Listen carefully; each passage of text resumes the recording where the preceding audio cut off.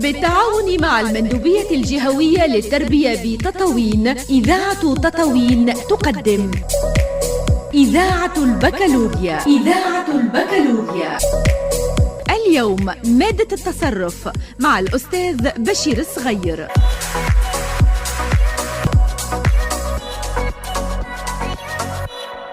Bonsoir à tous, bienvenue à la séance Radio Baccalauréat consacrée aujourd'hui à la matière de gestion adressée aux élèves de la 4e année économie et gestion présentée par Bachir Sghaïr. Bon, l'autre fois on a commencé l'étude de notre 5e chapitre de programme, c'est la gestion de ressources humaines, et on a traité les 2 premières sections de ce chapitre, c'est le besoin en personnel et le recrutement de personnel. Bon, on va faire un petit rappel juste pour les formules de l'autre fois. On a vu comment on calcule l'effectif prévisionnel qui est égal, comme on a vu l'autre fois, l'effectif actuel plus les entrées en personnel qui peuvent être, comme on a vu, soit de recrutement, de nouveaux recrutements, soit de promotion de la catégorie inférieure. Moins les sorties qui peuvent être soit, on a dit de départ à cause de retraite, démission, licenciement, etc., soit aussi à cause de la promotion vers la catégorie supérieure. Comme on a dit, par exemple, un technicien qui va passer à la catégorie cadre, qui sera retranché de l'effectif de technicien et on va l'ajouter à l'effectif de cadre. On a vu aussi comment on calcule l'écart. L'écart à quoi est égal? On a vu c'est égal aux prévisions, c'est-à-dire l'effectif prévisionnel moins le besoin. Et cet écart, on a vu peut-être soit positif, c'est-à-dire on parle ici d'un sureffectif, ou un écart négatif, c'est-à-dire sous-effectif. On a vu aussi, pour la deuxième partie, juste on a une formule pour les coûts de recrutement. On a dit le coût de recrutement, c'est quoi? C'est la somme de charges engendrées par l'opération de recrutement. Par exemple, les sommes payées aux agences de recrutement, c'est-à-dire des bureaux spécialisés dans le recrutement, plus les autres charges, toutes les autres charges occasionnées par cette opération. Aujourd'hui, pour ce chapitre 5, il nous reste 2 sections à étudier, à savoir, bien sûr, on va le voir aujourd'hui.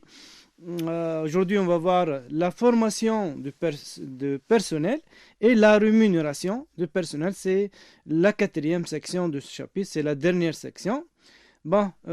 Ces 2 activités, bien sûr, ce sont très importantes pour cette partie donc, de la gestion de ressources humaines.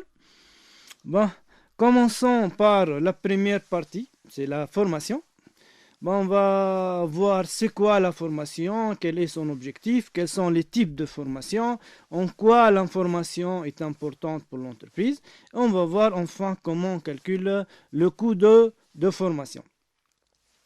C'est quoi la formation? La formation, normalement, c'est un ensemble ou c'est l'ensemble de connaissances et de savoir-faire nécessaires pour exercer un métier donné.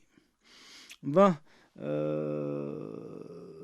sûr, pour l'entreprise, la formation, ça représente un investissement en personnel qui permet surtout d'accroître, d'améliorer les compétences des ouvriers et ainsi comme ça la productivité bien sûr sera plus bonne, sera meilleure et on va augmenter la qualité de travail, la qualité de produits, la qualité de service de l'entreprise, etc.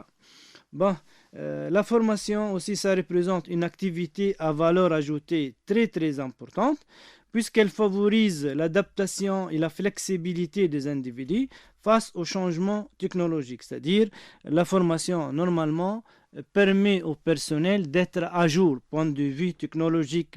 C'est-à-dire, les personnels peuvent comme ça s'adapter aux changements technologiques, au progrès technique, etc. Si on va lancer un nouveau produit ou on va acquérir un nouveau matériel plus perfectionné, plus sophistiqué, dans ces cas, bien sûr, le personnel auront besoin de cette formation qui représente, on a dit, un élément très important de la gestion de ressources humaines. Bon, pour les objectifs de la formation, bien sûr, une politique de formation doit atteindre plusieurs objectifs. Bon, juste on va indiquer 2 ou 3 ces objectifs. Le premier objectif, c'est mettre le salarié en état d'assurer avec compétence leurs fonctions actuelles, c'est-à-dire, comme on a dit, par la formation, les compétences, la qualification des ouvriers sera plus meilleure. Aussi, bon, le deuxième objectif, elle permet au personnel de s'adapter aux changements technologiques, comme on a dit. C'est-à-dire, s'il y a de nouvelles lois, de nouveaux programmes, s'il y a aussi de nouvelles technologies à appliquer par l'entreprise, dans ces cas, la formation, bien sûr, s'avère très, très nécessaire. Donc, comme on a dit, elle permet au personnel de s'adapter au point de vue technologique. Aussi, on peut avoir d'autres objectifs. Par exemple, elle permet au personnel de déterminer, d'assurer les innovations et les changements à mettre en place pour assurer le développement de l'entreprise. Bon, bref, investir dans la formation, c'est la base de la plupart des améliorations de performance de l'entreprise. Bon, passons maintenant au type de formation. La question ici concernant, on vous demande toujours dans les examens ou dans les exercices, quelle est la nature de formation. Bien sûr, ici, on va répondre soit, il y a 2 types de formation, soit par la formation initiale. Qu'est-ce que ça veut dire la formation initiale? Normalement, c'est toute formation acquise avant l'entrée dans la vie professionnelle. Je répète ici, la formation initiale, c'est celle qui est acquise avant l'entrée dans la vie, c'est-à-dire avant l'entrée au travail. Et la deuxième formation, c'est la formation continue. Qu'est-ce que ça veut dire formation continue? Normalement, c'est celle acquise au cours de l'activité professionnelle, c'est-à-dire après l'entrée au travail. On va parler maintenant de coûts de formation. Le coût, bien sûr, de formation, c'est l'ensemble des charges engagées par l'entreprise pour réaliser une formation donnée, bien sûr, de ses employés. Réduction faite de réduction accordée par l'État. On a vu en cours que l'État peut supporter une partie de coût de formation sous forme de ristourne, c'est-à-dire de réduction sur le coût. Le coût donc se compose.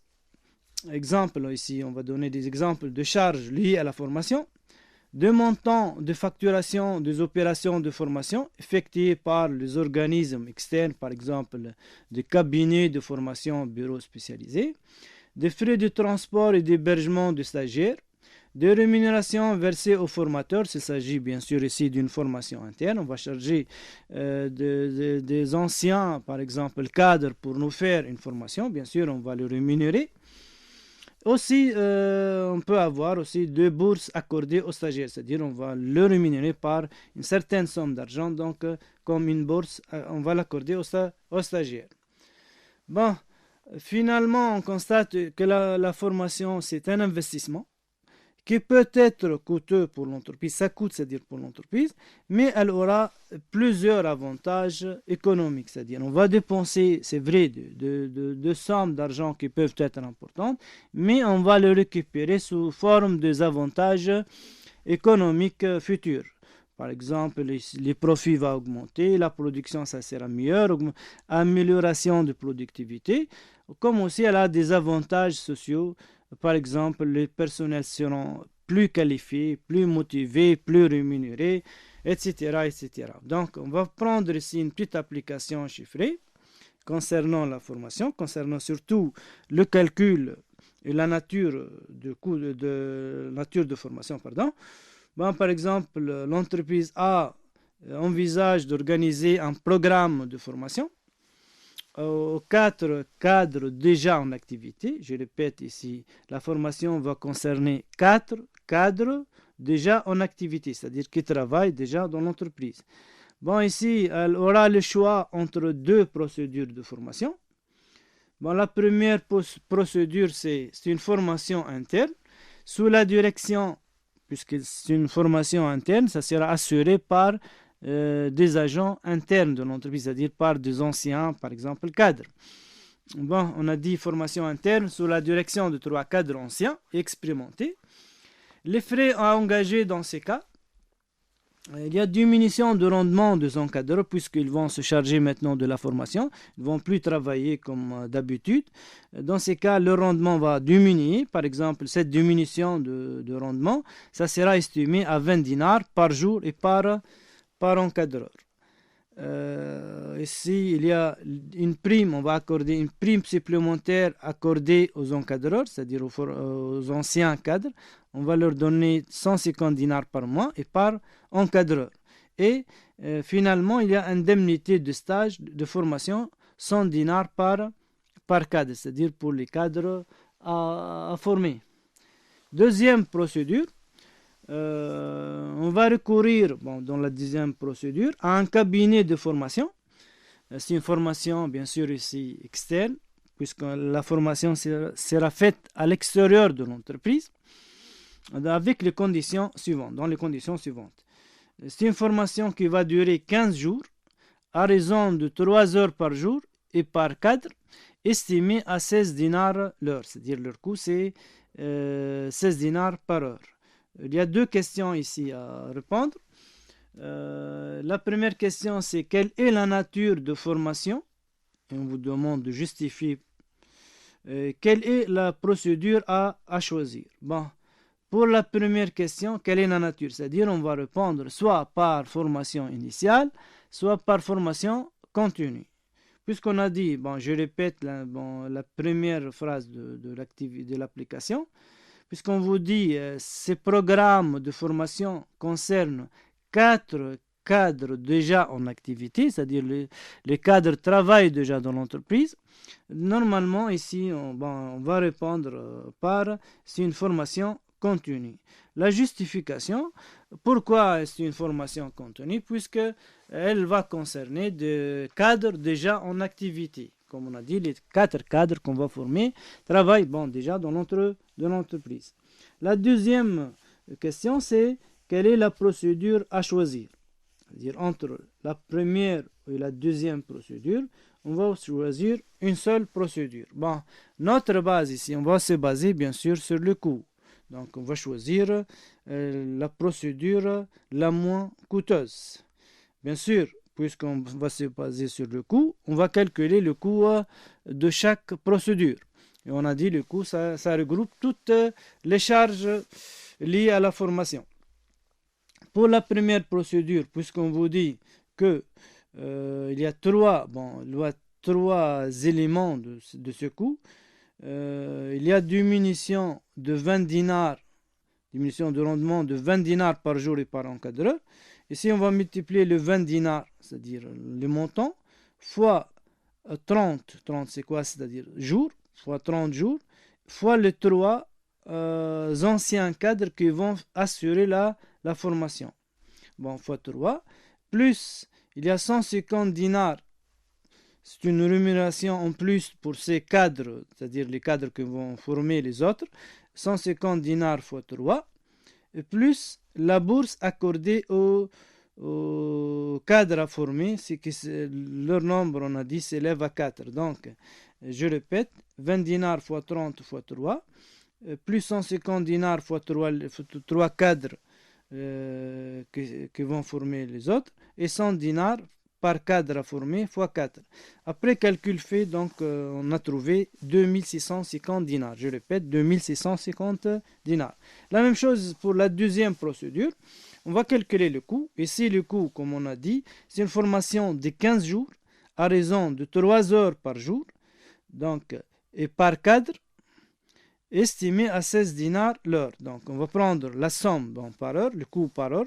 C'est 16 dinars fois 15 jours, fois 15, fois 3 heures, puisque par heure, fois 4, c'est-à-dire les 4 cadres qui seront formés.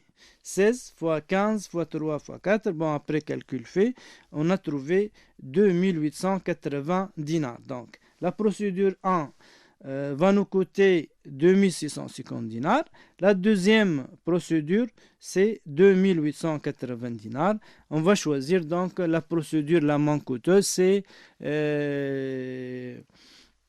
la procédure numéro 1, puisqu'elle est moins coûteuse, car elle est moins coûteuse, c'est-à-dire 2650 inférieur à 2880. Donc, pour cette partie, normalement, la formation de personnel, juste un petit rappel, donc juste on va insister sur deux choses. Les questions qui peuvent être posées dans le devoir ou l'examen. Quelle est la nature de la formation? Bien sûr, on va répondre soit par formation initiale, s'il s'agit de nouveaux ouvriers à recruter, c'est-à-dire avant l'entrée dans la vie active, c'est-à-dire dans la vie professionnelle, ou par formation continue si la formation concerne des anciens personnels, c'est-à-dire des personnels en activité. Aussi, bon, pour le coût normalement, ça regroupe, on a dit, toutes les charges liées à l'opération de formation. Bon, passons maintenant à notre deuxième partie de notre séance qui sera réservée à la à la quatrième section de ce chapitre, c'est la rémunération. Bon, dans cette partie, on va voir c'est quoi la rémunération, quelles sont les formes de rémunération, le calcul de la rémunération et le coût de la rémunération pour l'entreprise. Bon, on va parler ici de la masse salariale. Bon, la rémunération, c'est quoi? La rémunération, c'est la contrepartie d'un travail effectué. Elle comporte généralement des éléments fixes et des éléments variables. Par exemple, la grande partie de la rémunération, c'est quoi? C'est le salaire. Le salaire de base, normalement, c'est une somme fixe. Aussi, la rémunération peut comporter d'autres éléments. Par exemple, les primes, les heures supplémentaires, les indemnités peuvent être variables, comme on a dit. Donc, la rémunération, ça regroupe deux parties, une partie fixe et une partie variable. Bon, là, pour les salaires, ça représente une grande partie de la rémunération. Bon, il peut être calculé de différentes manières. On a vu en cours, il y a 3 formes de rémunération, 3 formes de calcul de salaire. Il y a d'abord le salaire au temps, qui est calculé en fonction du temps passé au travail. Et généralement calculé par exemple ici, nombre d'heures faites fois taux horaire, c'est-à-dire salaire par heure. Il y a aussi le salaire au rendement, c'est la deuxième forme de rémunération. Bon, pour ce salaire, généralement, il est proportionnel aux quantités produites, c'est-à-dire il est calculé selon la quantité produite. Par exemple, quantité produite fois taux par pièce ou par article fabriqué, c'est-à-dire fois la quantité fabriquée. La troisième forme, c'est le salaire mixte, c'est-à-dire c'est une combinaison ici entre les deux premières modalités, c'est-à-dire le salaire au temps. Une partie, ça sera payé au temps, l'autre partie sera payée au rendement. C'est un mélange. Bon, ici, entre les deux premières formes de rémunération. Bien sûr, on a vu aussi que la rémunération, ça représente un coût pour l'entreprise. D'ailleurs, une grande partie du coût de l'entreprise, c'est la rémunération, c'est-à-dire le coût de la main-d'œuvre représente une grande partie de charge de l'entreprise. Elle représente un revenu pour l'ouvrier. Bon, pour le calcul de la rémunération, normalement, vous devez savoir comment on calcule le salaire brut. Les différents salaires, c'est-à-dire le salaire brut, salaire imposable, salaire net aussi, on va le voir par la suite. Et la masse, comment on calcule la masse salariale, c'est-à-dire les coûts liés au salaire, ce qui nous intéresse le plus dans notre programme cette année, c'est-à-dire comment on calcule la masse salariale. Bon, on a dit, il faut savoir d'abord calculer le salaire brut. À quoi est égal ce salaire brut? Ce salaire brut, normalement, est composé, il est égal au salaire de base. On a dit c'est un salaire fixe. Calculé soit en heures, en mois, par jour aussi, plus les heures supplémentaires. Bon, ici, un petit rappel sur le régime on a vu qu'il y a deux régimes de heures supplémentaires. Bon, il y a un régime de 40 heures par semaine, c'est-à-dire les entreprises qui travaillent 40 heures par semaine. Il y a d'autres qui travaillent 48 heures par semaine. Bon, ici, par exemple, bien sûr, l'ouvrier est demandé de faire 40 heures par semaine. S'il dépasse 40 heures par semaine, dans ces cas, on va considérer que les heures faites seront des heures supplémentaires. Bien sûr, l'heure supplémentaire, on a vu, elle est payée plus que l'heure normale, c'est-à-dire il y a une majoration de salaire sur l'heure supplémentaire. Pour le régime de 40 heures par semaine, bien sûr, il y a deux majorations, il y a deux tranches. De 40 à 48 heures, c'est-à-dire sur les premiers 8 heures, il y a majoration de 25%. Par exemple, si l'ouvrier est payé à 4 dinars par heure, dans ces cas, le coût de l'heure supplémentaire sera 4 dinars multiplié par 1,25. 1,25, ce sera par exemple ici 5 dinars. L'heure supplémentaire faite de 40 à 48 heures, si l'ouvrier est payé à 4 dinars, ça sera pour 5 dinars. C'est normal puisqu'il s'agit d'une heure supplémentaire. Au-delà de 48, c'est-à-dire plus que 48 heures, la majoration sera 50%. C'est-à-dire on va ajouter 50% au coût normal, au coût horaire normal. Si l'ouvrier, comme on l'a dit tout à l'heure, touche 4 dinars par heure, ça sera multiplié par 1,50. C'est-à-dire on va augmenter le taux horaire normal par 50%. Ce sera dans ce cas 4 fois 1,5, ce sera 6 dinars. Bon, pour le régime de 48 heures, il y a une seule majoration dans ce cas, c'est directement, puisqu'il a travaillé un nombre important d'heures, ça sera multiplié par 1,75. C'est-à-dire, si l'ouvrier touche 4 dinars par heure, le taux horaire, c'est-à-dire les salaires par heure, ça sera 7 dinars. 4 dinars fois 1,75, c'est-à-dire il y a une majoration de 75%. Bon, je reviens. Bon, on a dit salaire brut, c'est salaire de base, plus heures supplémentaires. On a expliqué un peu comment on calcule les heures supplémentaires, plus les primes et les indemnités. Et parfois, on peut trouver des avantages en nature, c'est-à-dire, par exemple, une voiture qui sera mise à la disposition de l'ouvrier ou de fonctionnaire de l'entreprise. Bien sûr, cette voiture,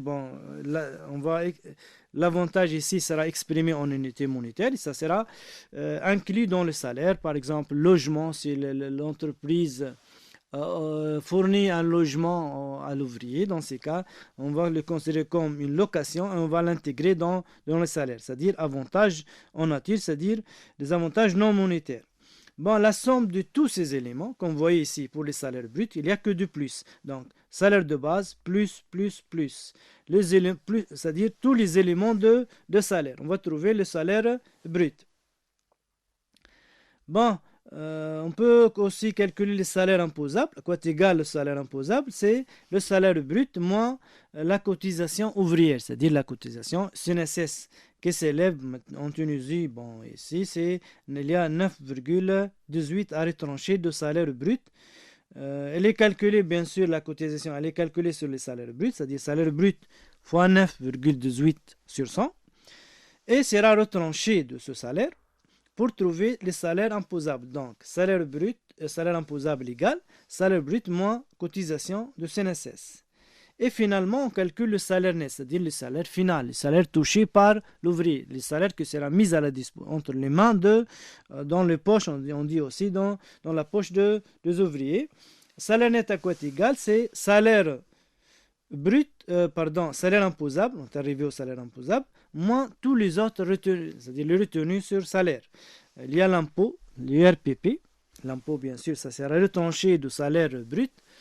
Ça sera supporté par l'ouvrier. On peut trouver comme déduction sur salaire aussi l'avance, cession, opposition, etc. C'est-à-dire, après le salaire brut, on n'a que 2 mois. C'est-à-dire, on va retrancher tous les autres éléments. Ce sont tous de déduction sur salaire pour trouver le salaire net. On a dit c'est le salaire final. Bon, on peut donner ici un petit exemple chiffré pour comprendre les formules. Monsieur Ali, par exemple, pour Monsieur Ali, technicien sur l'entreprise M, on vous communique les informations suivantes. Concernant la paie du mois de mars, pour ce Monsieur Ali, il est rémunéré à 6 dinars l'heure, c'est-à-dire il est payé 6 dinars à 6 dinars l'heure. Au cours du mois de mars N, il a effectué 150 heures normales, 10 heures supplémentaires à 25% de majoration, 5 heures supplémentaires aussi, mais majorées de 50%. Il bénéficie également de primes et des indemnités pour 180, c'est-à-dire il y a des primes et des indemnités. Bon, comme déduction, c'est M. Ali, il subit les déductions suivantes. Bien sûr, il y a la CNSS, c'est une retenue obligatoire, c'est toujours, donc on va le retrancher de salaire, c'est une retenue obligatoire à caractère social. Aussi, l'impôt, c'est une retenue obligatoire, on va le retrancher toujours.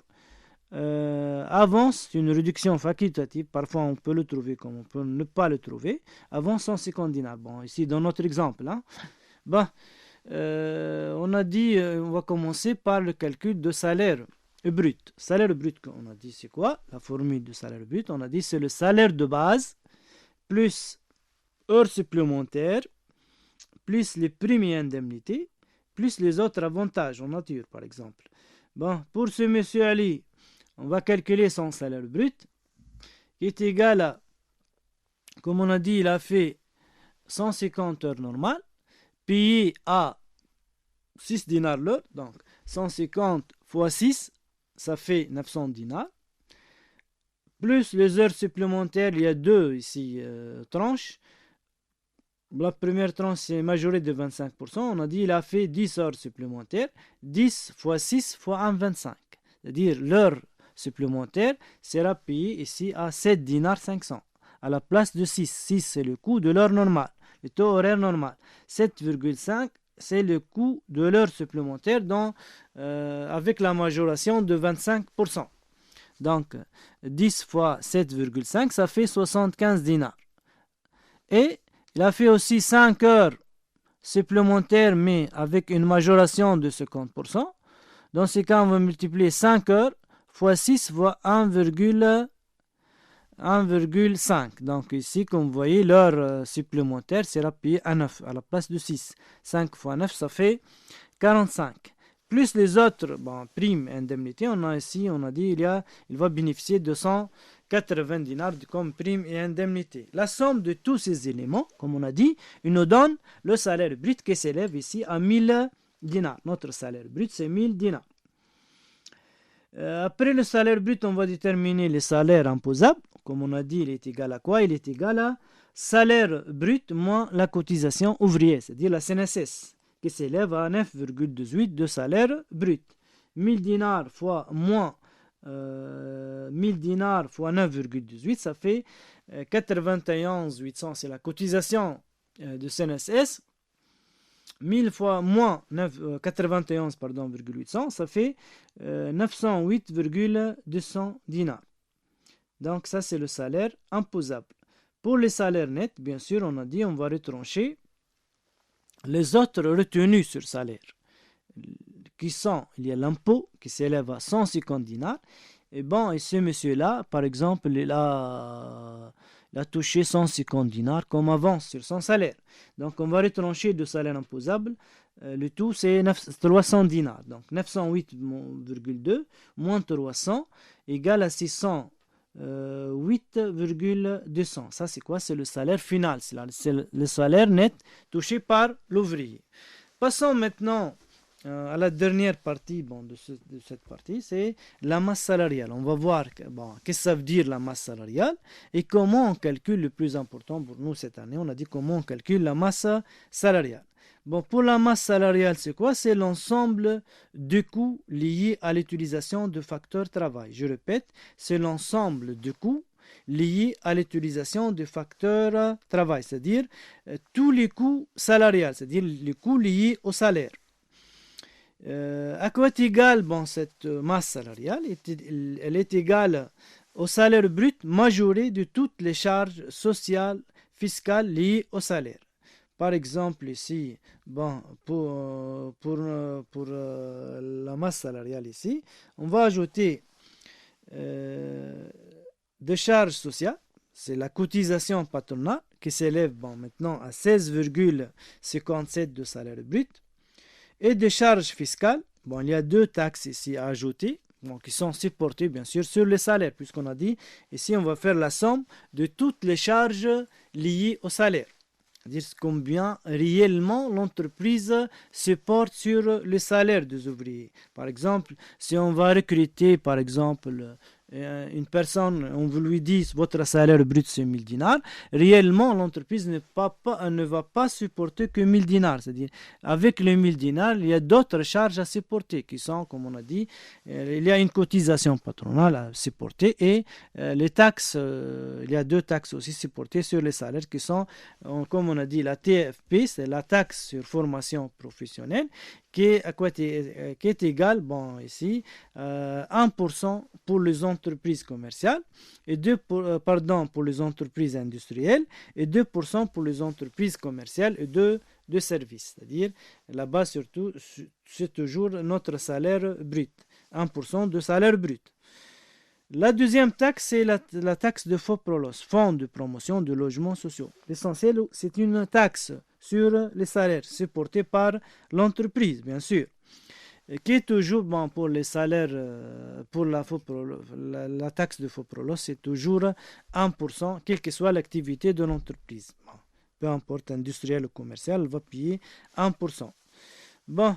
Je répète donc la formule de la masse salariale est égale, la masse salariale c'est le salaire brut, c'est notre base ici pour le calcul de la masse salariale. Donc pour calculer la masse salariale, on a besoin toujours de salaire brut, qui est très important ici, plus la cotisation patronale, plus la taxe, la TFP, c'est-à-dire la taxe de formation professionnelle, plus la taxe de FOPROLOS, taxe de fonds de promotion de logements sociaux. C'est-à-dire, au salaire brut, on va ajouter 3 autres éléments. On va prendre ici un exemple pour le calcul de la masse salariale.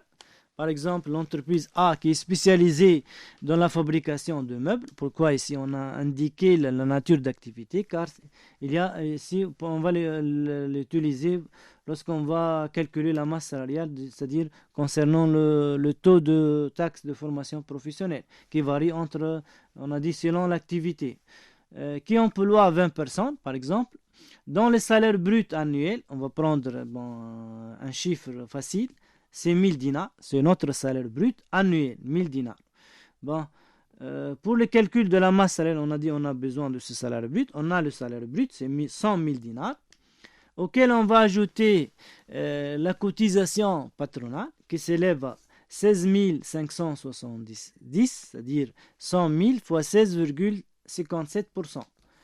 La TFP, ici il faut faire attention, puisqu'il s'agit d'une entreprise industrielle, donc c'est 1%, 100 000 fois 1%, c'est 1000 dinars. FOPROLOS, c'est toujours 1%, 1000 dinars, soit un total de 118 570 dinars. Comme vous voyez ici, l'entreprise, normalement, le salaire brut des ouvriers, c'est 100 000 dinars. Finalement, elle va supporter 118 570. C'est quoi 118 570? C'est tous les coûts liés au salaire, c'est-à-dire l'ensemble de charges salariales supportées par cette entreprise au cours de cette année, l'année N par exemple ici.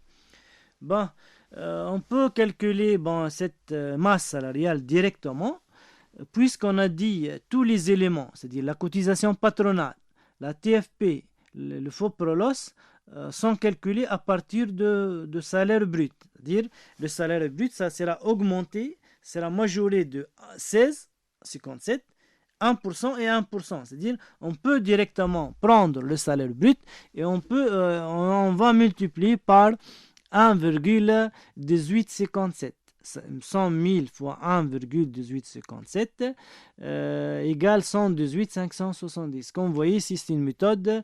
Les résultats sont égaux, mais c'est plus rapide d'utiliser cette méthode. Salaire brut fois 1,18. Bien sûr, s'il s'agit d'une entreprise commerciale, donc on va multiplier par 1,1957. Pourquoi 1,1957?